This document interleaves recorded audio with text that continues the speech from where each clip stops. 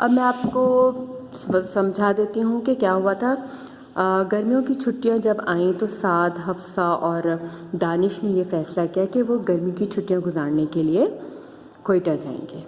लेकिन चूँकि उनकी अब्बू की टांग का ऑपरेशन हुआ था और डॉक्टर ने उन्हें भारी चीज़ें उठाने मना किया था, इसलिए उन तीनों ने ये फ़ैसला किया कि हम अपना अपना सामान खुद उठाएंगे। इस वजह से उन्होंने अलग अलग बस्ते बनाए। फिर ये सब इतवार की शाम को बस में सवार हुए। रास्ते में उन्हें कई पहाड़ नज़र आए।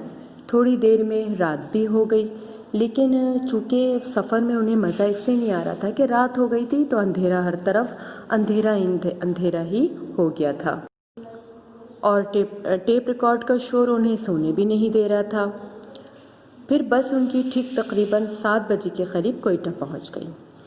जैसे वो बस से उतरे, हफ्सा ने ये देखा कि सड़क के किनारे पे एक बोर्ड पे कुछ लिखा हुआ है। उसने जब पढ़ा तो उस पे लिखा हुआ था सरियाब रोड। फिर ये लोग तमाम लोग जो है वो होटल पहुँचे। वहाँ उन्होंने कमरा लिया, कुछ देर आराम किया।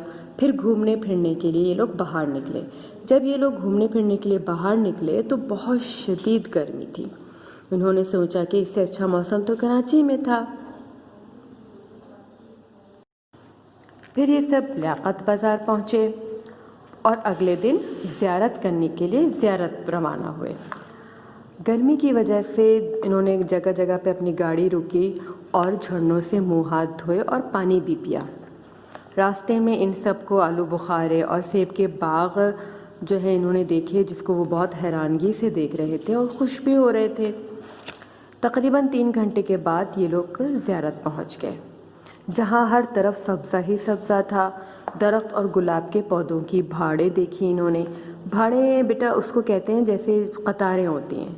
जब इन्होंने देखा होगा तो गुलाब के पौधों की कतारें नज़र आ रही थी इन्हें, उसे हम भाड़े कहते हैं।